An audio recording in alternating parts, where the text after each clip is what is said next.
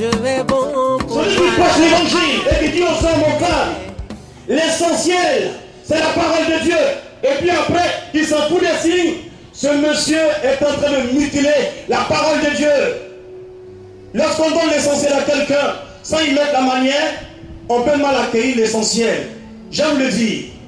Donner le meilleur repas à quelqu'un sur une table. L'essentiel, c'est le repas.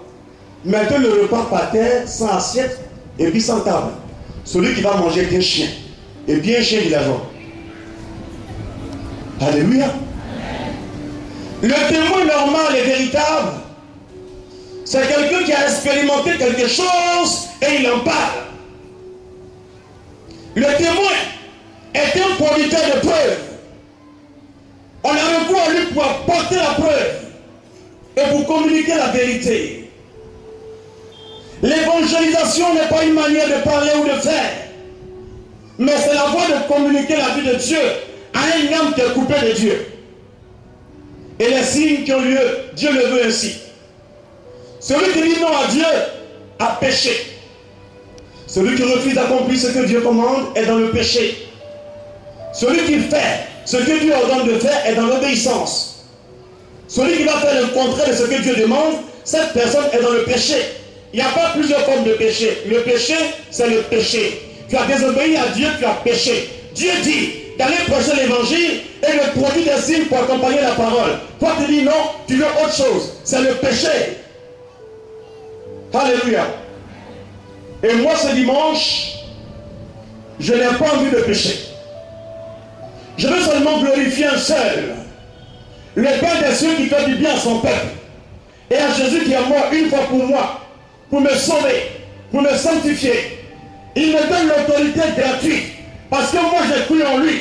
Et partout où je vais, il marche avec moi. J'annonce sa parole, les signes vont m'accompagner et les signes accompagneront à coup sûr. Le Père Tardif, je l'aime beaucoup. Il est ordonné, comme tous les prêtres. Et il a dit qu'il a servi Dieu pendant de longues années, comme un assistant social.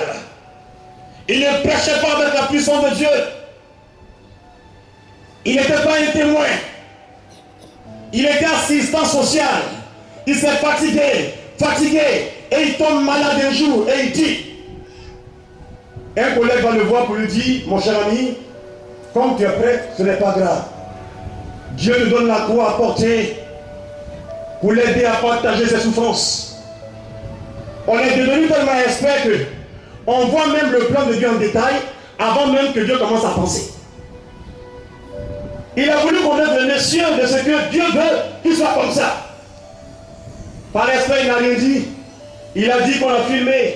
On le montrait comme un prêtre qui était un héros parce qu'il souffrait, mais il portait la croix. Mais en vérité, Dieu n'était pas d'accord avec ça. Et un jour, des gens qui n'étaient pas instruits comme Pierre, mais des hommes qui ont expérimenté un Jésus puissant, sont venus voir le Père pour lui dire, l'abbé, Père Tardif, on te propose quelque chose. Nous avons rencontré un Dieu vivant. Et nous savons que ton Dieu que tu sers, il t'aime et il n'a pas encore changé. L'abbé, on veut prier pour toi, pour que Dieu te guérisse. La parole déclare que imposer les mains aux malades qui seront guéris. Le Père était serré. Il les regarde. Il ne peut pas dire non parce que c'est un prêtre. Mais il dit ok, priez, mais fermez la porte. Et le Père Tardif dit, Dieu était déjà rentré par là. 5 laïcs ont imposé les mains au Père Tardif. Il était tuberculeux, en phase terminale. Ils lui ont imposé la main au nom de Jésus. Le révérend Père Tardif dit, quelques jours plus tard, il se rend compte qu'il ne poussait plus. Comme cette dame qui a témoigné à Aurèle la dernière fois. Elle aussi, elle était dépressive. Et puis elle avait une tuberculose. Je vous assure devant Dieu, à cause d'une petite prière de pauvres frères comme vous, cette dame a été non seulement restaurée, elle n'est plus folle, elle n'a plus la dépression, mais la tuberculose a été stoppée, arrêtée, elle a été guérie, elle a témoigné à Aurèle. Le révérend Père Tardif a vu de ses yeux, lorsque la preuve matérielle est là, un vrai juge regarde les faits, et puis il déduit quelque chose, et il rend un jugement sur la base des preuves. Tardif, ne croyaient pas avant que Dieu pouvait encore guérir aujourd'hui. Ils savaient que Jésus est Seigneur. Ils le savaient, mais dans une dimension limitée. Un Dieu qui vient seulement gérer notre âme. Non! Le Dieu d'Abraham, d'Isaac et de Jacob, le Dieu de l'Église catholique est le Dieu qui prend soin de l'homme dans son esprit, dans son âme et dans son corps. C'est pourquoi quand il va à la messe, fais attention aux paroles du prêtre. Quand il consacre l'Eucharistie, il demande à Dieu que le corps du Christ devienne un canal, une occasion de guérison du corps et de l'âme. C'est ce que l'Église officielle croit. Ce que toi tu penses, ça ne m'engage pas. Ce que je pense ne t'engage pas. Mais ce que l'Église dit t'engage parce que tu es baptisé au nom du Père, du Fils et de l'Esprit par l'Église. Mes chers amis, depuis ce jour-là, le Père David va constater l'amélioration corporelle. Son corps que Dieu aimait a été soulagé.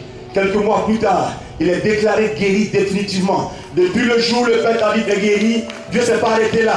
Parce que Dieu savait que le Père David est son oint, son prêtre. Dieu l'a renouvelé.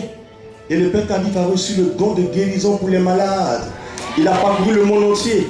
Et son supérieur lui a dit un jour, mais mon frère, tu voyages trop. Tu seras malade. Tu vas mourir. Le Père David dit, avant de commencer à servir Dieu de manière prophétique, avec les signes et les guérisons, il faisait beaucoup d'efforts pour rien, il tombait malade, il s'épuisait.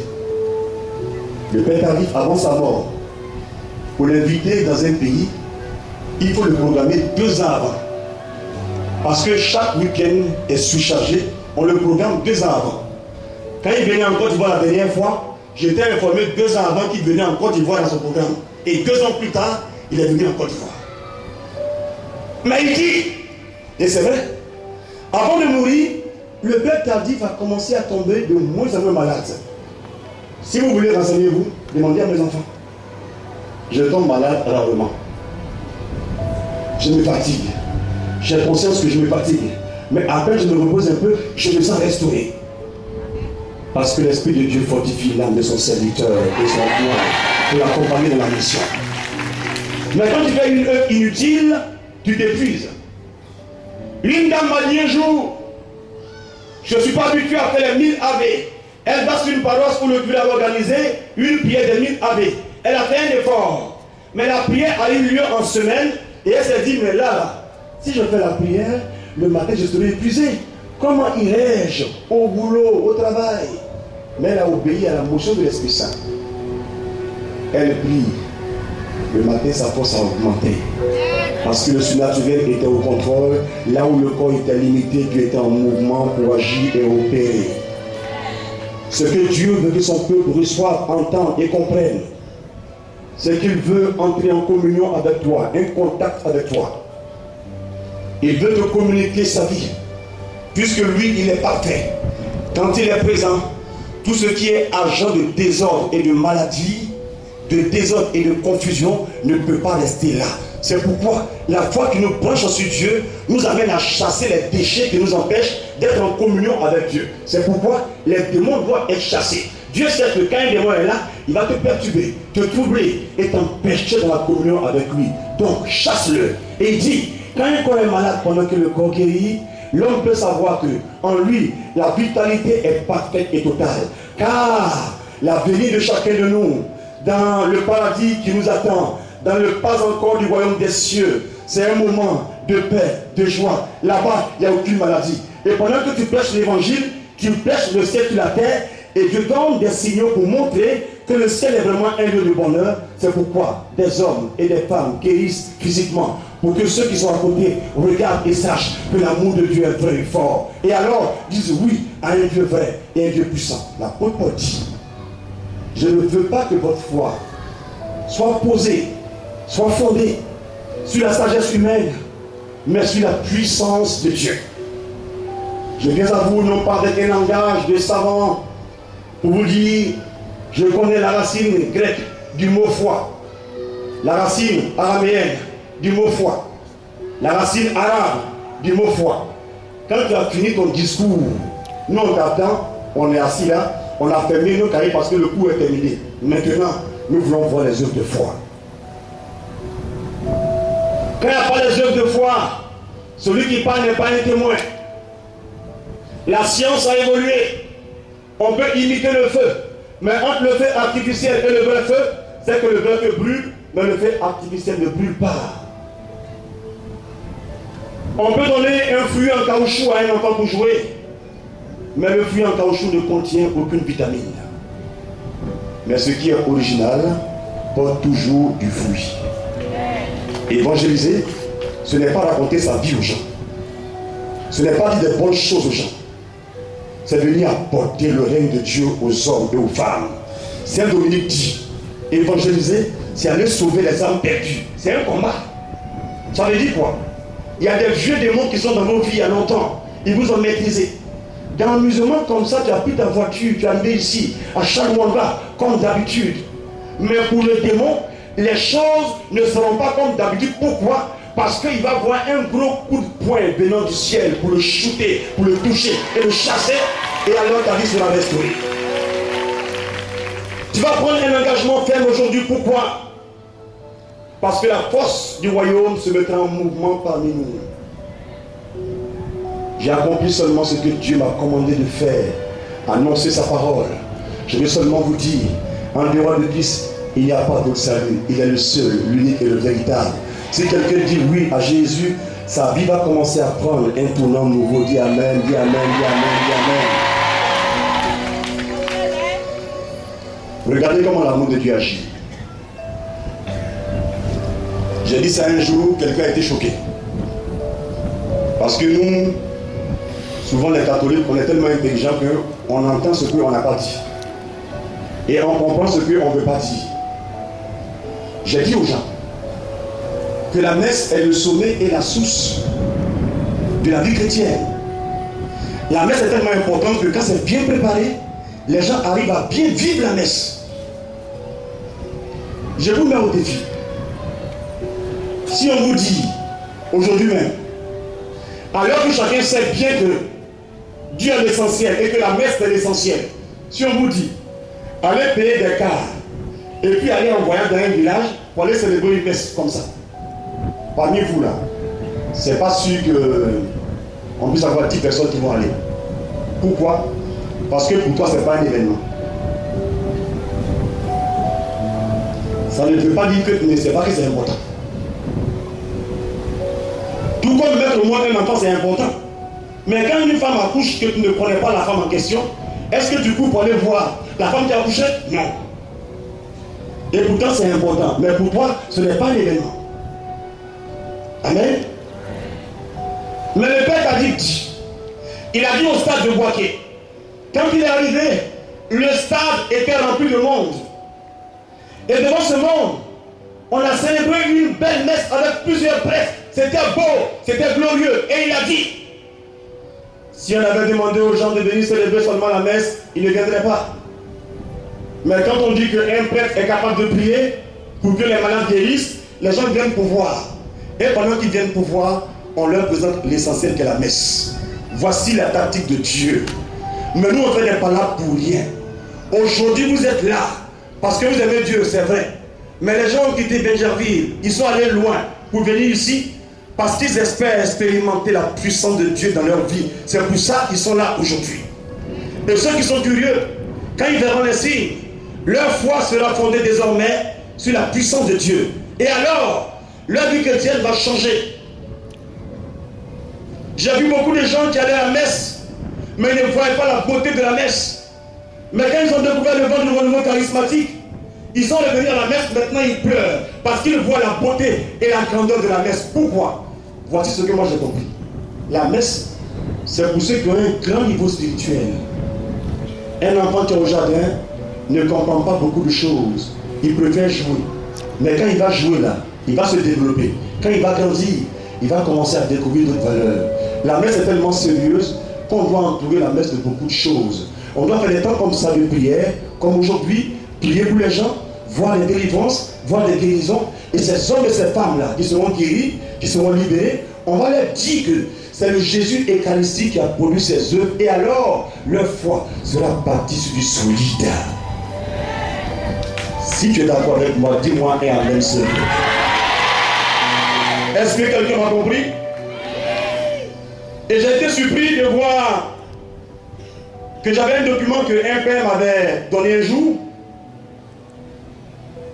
Ça fait seulement une semaine que j'ai lu le document et j'ai vu dans la préface que le pape Benoît XVI en 2009 a dit aux prêtres du monde entier: accueillez le nouveau printemps de l'esprit et permettez la communion entre le ministère sacerdotal et le charisme. Acceptez le nouveau mouvement que l'esprit nous amène, car une bonne symbiose va permettre quelque chose de beau et de grand pour l'Église en 2009. Et j'ai compris que l'Église est vraiment l'Église du Christ. L'Esprit conduit l'Église, mais des hommes, comme partout ailleurs, feront tout pour que l'Église recule. Mais nous sommes là pour nous lever au nom du baptême, pour montrer que l'Église catholique est vivante et qu'aujourd'hui encore, les signes qui ont eu lieu hier peuvent avoir lieu devant n'importe qui, pourvu que nous puissions seulement croire en Jésus. Et quand nous croyons, les signes se manifestent. Oh, si seulement une sœur pouvait croire en ce Dieu glorieux et puissant. Si un frère pouvait accepter le règne de Dieu parmi nous, la simplicité de la foi mettra en mouvement la beauté et la bonté de Dieu parmi nous. Dieu cherche un peuple nouveau, des gens qui feront des signes de croix, mais qui vont vraiment croire en la croix, qui seront sûrs que la croix est le signe de leur salut. Tant qu'on va voir des gens qui sont des plaisantins, qui aiment la foi de l'extérieur, mais l'intérieur est vide, le règne du diable va avancer. Mais quand des hommes vont se lever comme aujourd'hui, vont prendre conscience de leur autorité et vont commencer à exercer l'autorité, les démons vont s'incliner et Dieu sera glorifié au nom de Jésus. Dis amen très fort que j'entends bien. Dis amen très fort que j'entends bien. Dis amen très fort que j'entends bien. Cette histoire, je ne vais jamais l'oublier parce que ça m'a touché. Lorsque je fréquentais le Full Gospel, il y a un de nos frères, nos responsables, qui s'appelait Germain. Il avait un enfant qui n'était même pas encore âgé. Et son père l'avait éduqué à croire que Jésus est puissant et qu'il règne sur les démons. Alors que son père était non présent à la maison, le boy de la maison, le gardien, qui n'est pas chrétien, un adepte des fétiches, a provoqué l'enfant pour s'amuser. Et l'enfant lui a dit, hé, il a dit son nom, il lui a dit, hé, faut pas jouer à Jésus, hein. Papa dit que Jésus est puissant, hein. Jésus n'en joue pas avec lui, hein. Et puis le gars, le caillard là, il dit, ben Jésus ne vaut rien, il s'amusait. Or, je vous ai dit, même quand quelqu'un n'est pas militaire, quand il a Kalash dans la main, s'il joue avec ça, il faut te chercher. L'enfant n'avait aucune maîtrise, mais il maniait une âme dangereuse. Le nom de Jésus-Christ, le nom qui est au-dessus de tout nom, le glorieux et puissant nom de Jésus-Christ de Nazareth. Et l'enfant lui dit, en bon, si tu veux là, on va essayer, tu vas voir. Au nom de Jésus, tu es vaincu. Quelques secondes après, bouf, le gars tombe, il est intense, mais le petit ne sait pas comment on fait pour délivrer les gens. Et la bonne panique, elle appelle le patron. Le patron arrive, on voit le boy, il a pas en train de rouler. On dit, qu'est-ce qu'il y a? On dit, pas du tout. A dit, au nom de Jésus, tu es vaincu, et puis il est tombé. Donc ils l'ont délivré sérieusement et proprement. Ce monsieur-là, toute sa vie, va respecter mon roi et mon Dieu. Mais vous, vous êtes là. Et des démons qui sont voués à l'échec, qui sont eux-mêmes un échec, ils règnent dans vos maisons, dans vos villages, et puis on peut rien leur dire. Notre bergère, la bergère à la Delphine, quand elle s'est convertie, elle a amené toute sa famille à la conversion. Tu sais pourquoi? Sa famille avait des grands pouvoirs de féticheurs. Son papa, quand il marche, il y a une petite calebasse qui le suit, comme ça, sans fil. Ah oui, elle-même là, quand elle était petite là, ils ont bien capé dans l'eau. pour mettre dans ses cheveux. Quand elle a grandi, ils ont enlevé. Elle priait un jour. Dieu lui a révélé la vision de ce qu'elle était quand elle était toute petite. Mais quand elle s'est convertie, elle est allée à Katoula, dans la maison sacrée. Elle dit maintenant, les temps ont changé. Je viens annoncer Jésus puissant. Son nom dit ma fille, on ne dit pas ça, ils vont te tuer. Elle dit non, n'ayez pas peur. Parce que moi-même là, je suis protégé. Et puis je viens pour vous protéger. Elle a ramassé les capas, elle a shooté ça, brûlé, 0-0, ayant rien, une femme. Elle était seule, parce qu'elle savait que Christ habitait en elle. Or, celui qui est en nous est plus puissant que celui qui est dans le monde. Elle a régné au nom de Jésus. Elle n'a rien eu. Sa mère s'est convertie. Sa tante s'est convertie. Sa grande soeur perd son âme. Elle est devenue plus tard bergère de renouveau charismatique à Katoula. Je vous parle d'un Dieu puissant. Un Dieu qui peut agir quand quelqu'un parle avec autorité. Un Dieu qui peut opérer même par téléphone, même par une lettre. Il y a un homme de Dieu, quand Dieu a commencé à l'utiliser, il était tellement occupé que maintenant il envoyait des courriers aux gens. Il y a un secrétariat. Les gens envoient intention. Et puis on répond au courrier. Tu es délivré au nom de Jésus. Dieu te touche, Dieu te restaure. Quand les courriers parviennent à ceux qui ont expédié au début le courrier, ces hommes sont délivrés et restaurés. Par téléphone, les gens appellent. On ne voit même pas leur visage. Ça commence à devenir maintenant une de mes spécialités. L'opération par téléphone. Ah oui, parce que Dieu est dans la modernité, mais il n'est pas dans la mondanité. Je parle dans un micro, c'est moderne. Je parle sur les ondes de Radio Espoir, c'est moderne. Le démon a utilisé ce que Dieu a donné aux gens comme intelligence. Lui bénéficie des fruits. Oh, c'est un voleur et un tricheur. Eh bien, le temps d'être chassé est arrivé. Ce n'est pas un ange qui va le chicoter. Hein. C'est quelqu'un qui est fabriqué à partir de la poussière, celui qui Dieu a soufflé. Ça lui fait mal, mais il va avoir très mal parce qu'on va le chicoter aujourd'hui. Ses enfants, ses cousins, son village, on va les balayer à l'enfer au nom de Jésus. Je me souviens, il n'y a pas longtemps d'ailleurs, il y a des catholiques qui n'osaient même pas dire le nom du diable. Moi je me souviens bien. À une prière, quelqu'un prie. Oh Père, merci parce que ton règne est ici. Satan est chassé. Un grand frère qui tape sur l'épaule comme ça. On ne dit pas Satan. Qui se rappelle? Qui se rappelle? Des prières avant ou quand tu pries, quand ta bouche dit diable, c'est pas un démon, hein, c'est un pauvre chien de d'Adiané. Alléluia. On vous connaît où? Quand on va finir la publicité gratuite, on va dire non, ma soeur est trop fort. Quand il a prié, le démon a pris la forme d'un chien.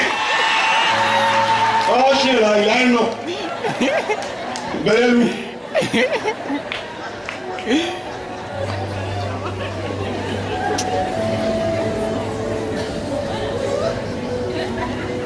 Mes amis, je suis fier de voir des chrétiens aujourd'hui se lever avec autorité pour parler. Des gens qui sont capables de tirer sur le diable comme ça, avec sérieux et concentration.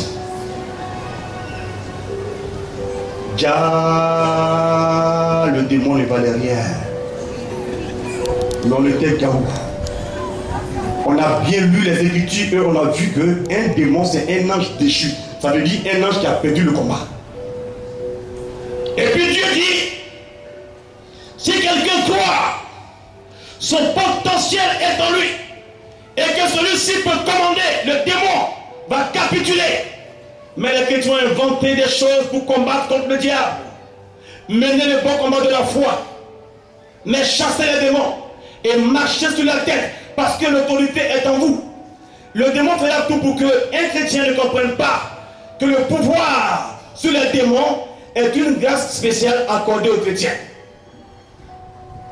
Dans l'Ancien Testament, il y a des hommes qui faisaient beaucoup de miracles sur la nourriture, résurrection, guérison des malades. Mais allez chercher bien dans les Écritures, vous verrez que chasser des démons, ce n'est pas habituel dans l'Ancien Testament.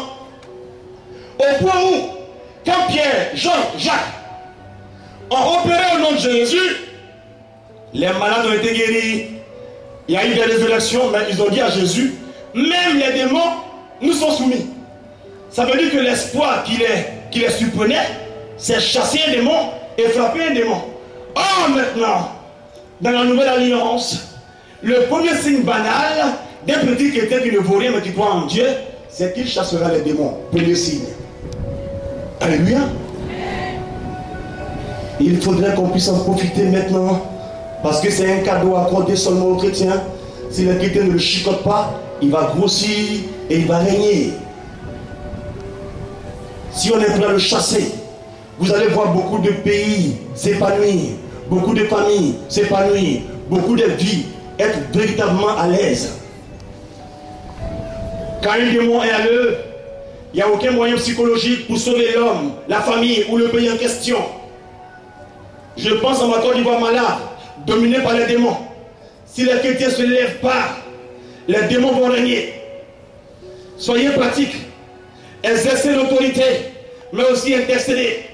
Quand tu vois quelqu'un avec un petit dans le quartier, là, ne l'insulte pas, mais va le voir et prêche-lui l'évangile. Parce que déjà, tu as intercédé. Quand tu parleras, Dieu va toucher son cœur. Et s'il met ses démons en mouvement, toi-même, pour la première fois, tu vas expérimenter que le chrétien n'est pas n'importe quoi. Il n'est même pas n'importe qui, mais il est quelqu'un de grand et c'est un roi. Tu parleras et tu vas voir des signes se produire parce que par toi, un grand petit chemin va se convertir. Et ainsi, la Côte d'Ivoire sera dépolluée. Les sorts qu'on lance n'importe comment, n'importe où, il faut des gens pour se lever. Et je bénis Dieu. Je ne dirai pas leur nom, mais il y a des gens, mes enfants, certains enfants, depuis un temps, je vois qu'ils ont vraiment changé. Eux-mêmes, ils prient, ils font rosaire, sérieusement. Ils font leur messe, et qu'eux-mêmes, ils prient. Mais il y a des vieux enfants spirituels qui sont là. Ils n'évoluent jamais. Chaque messe, je viens de la messe, non? Avec les doigts là. Messe de revoir de mon papy, type là encore. Pendant que je vois photo, on m'attrape. Mais Nario s'élargisse, mais il s'en fout. Hein. Rendez-vous maintenant, rendez-vous. Voici les gens qui ne sont pas prêts à évoluer. Mais j'aimerais voir des petits enfants comme ça se lever pour dire aïe. Nous on pensait que des mots étaient sérieux, gars, c'est des caoutchoucs quoi. Hé tonton, tu dois recevoir pardon, il faut changer, tonton, il faut changer. Et puis tonton, on se concentre, ça ne marche pas. Demandez l'histoire, je crois bien, de Perpétue. Une jeune fille qui était nièce d'un grand vaudouman, très très puissant. Quand elle s'est convertie, son oncle s'est converti. Pourquoi? Parce que la prière dérangeait son oncle. Et son oncle voulait la punir par des moyens mystiques pour la paralyser. Il met ses manigances à l'œuvre, il fait tout. Ça marche dans sa clé là-bas mystique. Quand il ferme le cadenas, ouf, il dit aïe, ça marchait. Hein? Matin, il sort pour taper à la porte de la nièce pour voir si elle est paralysée. Et tonton, bonjour, qu'est-ce qu'il y a? Et puis elle chante, elle marche. Elle n'est pas bergère. Elle n'est pas pasteur. Mais c'est quelqu'un qui croit vraiment en un Jésus vivant et puissant. Alléluia. Oh, Dieu veut des hommes et des femmes qui vont se lever pour dire, papa, tu as parlé, je crois en ta parole, je m'engage. Et je vais exercer l'autorité moi-même aujourd'hui. Les démons vont s'incliner, papa, et puis toi, tu seras respecté. Si un petit comme moi, j'arrête le règne en ton nom, à plus forte raison, le Jésus glorieux, le roi de gloire, quand il viendra comme ça dans la gloire, quel démon pourra te tenir? Dieu est heureux de voir des hommes et des femmes manifester son règne en exerçant l'autorité, en prêchant la parole et en laissant les signes accompagner.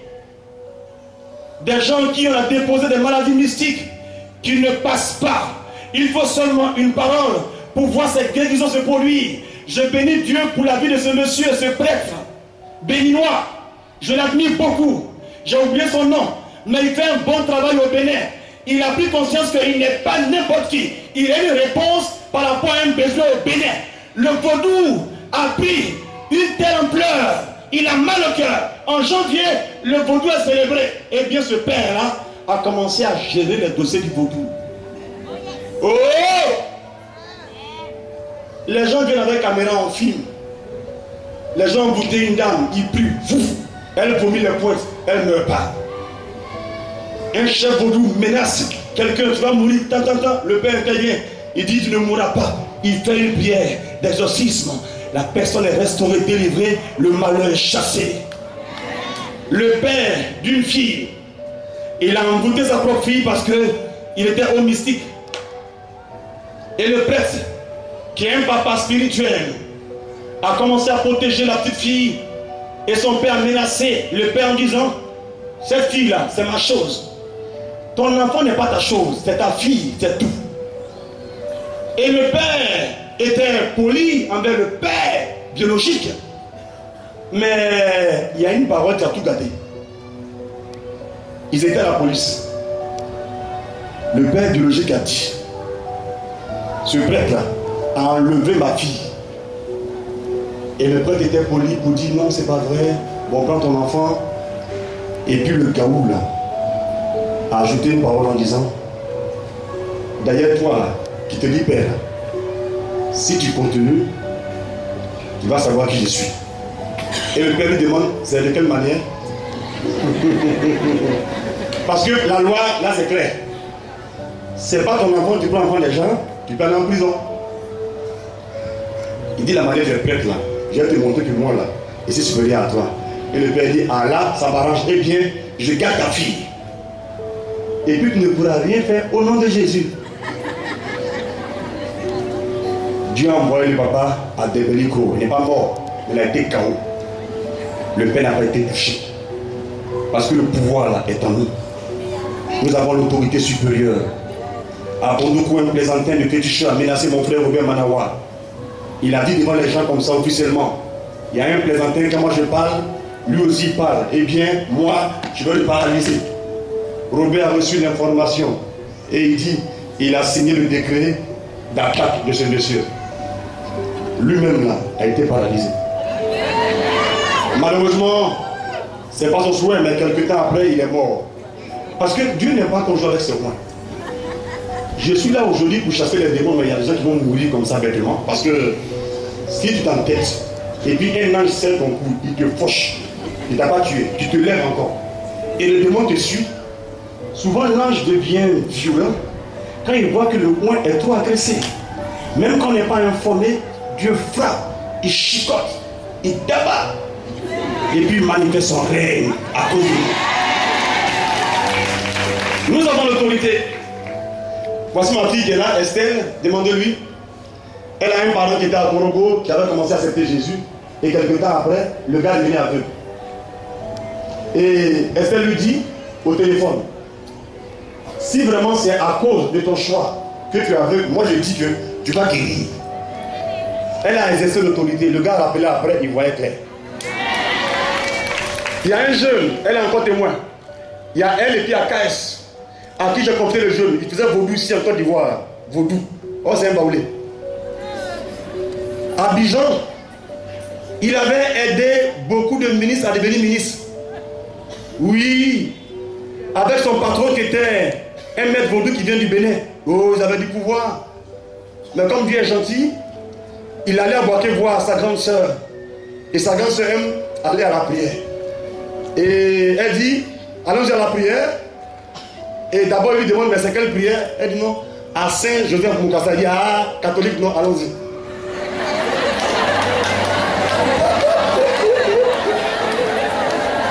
Tu sais pourquoi? Dans son témoignage là, il m'a dit qu'il est habitué à attacher les catholiques. Moi, ça ne m'étonne pas. On se connaît ici. Une fois qu'on est baptisé, c'est comme si un démon nous poursuivait. Et puis on se retourne, on embrasse le démon, et puis on marche ensemble maintenant. Pour qu'on devienne un anti-témoignage. Oh, le pauvre monsieur, il est venu prier à une veille de prière à la cathédrale. Le prédicateur est habillé en tout noir. Il avait l'air jeune. Il est entré dans la salle, bourré comme ça. Et puis, papa, ça a commencé. Le temps de la délivrance a commencé. Il tend sa main là. Il y a quelqu'un ici qui est mystique. T'entends, Dieu te touche. Il a entendu, Dieu te touche. Et puis, il a vu un cheval. Il n'a plus rien vu. Or, il était devant nous. On priait pour lui. C'est pas fini. Il avait une bague. Demandez à Estelle, hein. Il avait une bague qu'il a reçue de sa grand-mère. C'était un pouvoir mystique. Et puis, d'autres fétiches qu'il a acquis avec son patron béninois en question. Quand il s'est avancé devant, j'ai dit à mes enfants, on a commencé à prier pour ceux qui sont devant ici. Et puis la bergère Estelle, maintenant Madame Yanké, Elle était encore toute petite comme ça. Et puis, elle a mis sa main sur le plaisantin là. Et puis elle a crié.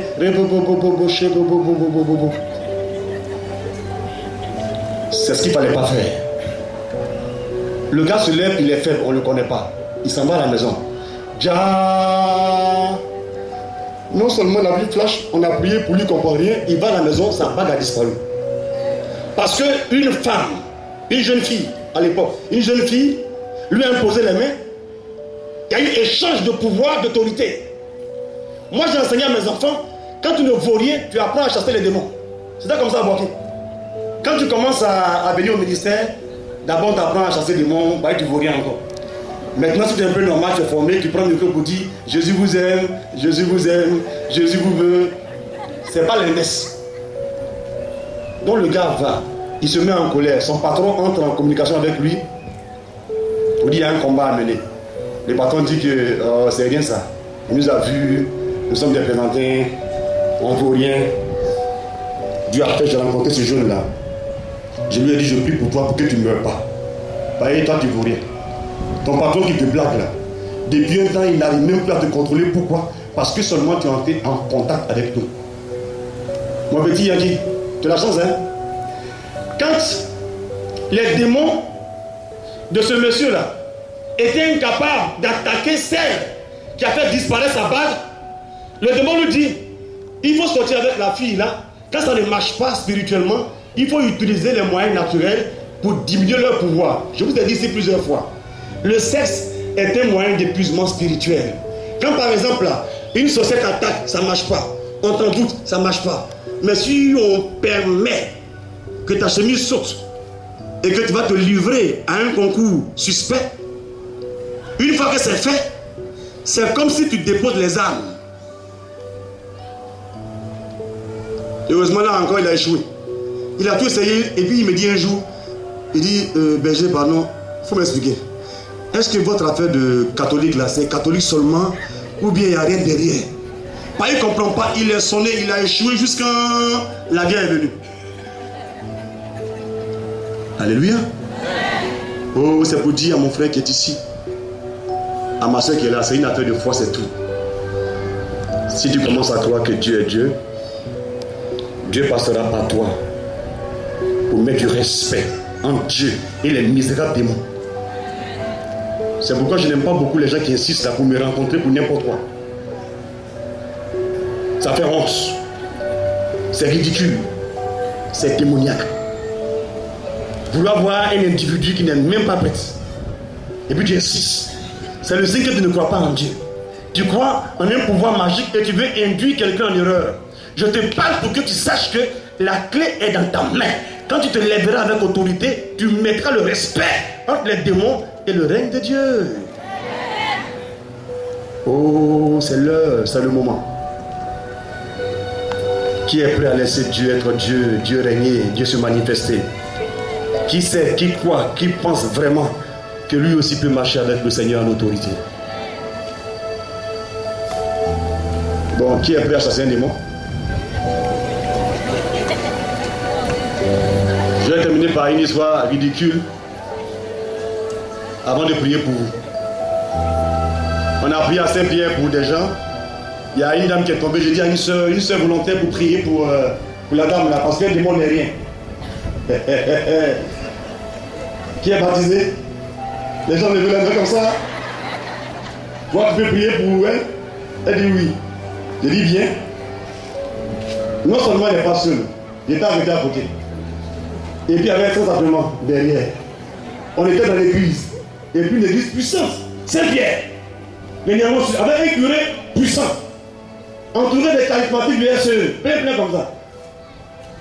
Elle vient dire, on commence à chasser là. Elle fait comme ça.